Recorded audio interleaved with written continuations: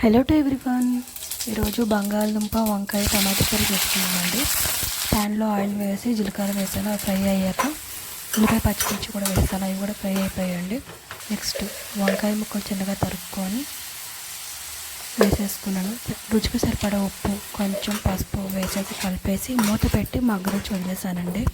ఈ లోపుగా బంగాళదుంపలు కూడా పీలింగ్ చేసేసి ముక్కలు కట్ చేసి పెట్టుకున్నాను, అవి కూడా యాడ్ చేసేస్తున్నాను. చూడండి, యాడ్ చేసి ఒకసారి కలిపేసి మూత పెట్టి వదిలేస్తున్నాను. టమాటా ముక్కలు కూడా కట్ చేసి పెట్టుకున్నానండి.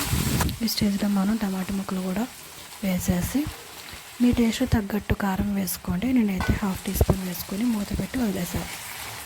చూడండి, మూత తీసి బాగా మగ్గిపోయింది. ఒకసారి బాగా కలిపేసుకొని, ఇది గ్రేవీ కర్రీ కాబట్టి కొంచెం వాటర్ యాడ్ చేసుకుంటున్నాను. వాటర్ యాడ్ చేసుకొని కలిపేసుకున్నాక ఒకవేళ ఉప్పు ఏమైనా కారం సరిపోకపోతే ఈ టైంలో మీరు అడ్జస్ట్ చేసుకోండి. నాకు కొంచెం ఉప్పు తక్కువైనా వేసుకున్నాను. ఒక 2 నిమిషాలు ఉడికిపోతే అంతేనండి, మన కర్రీ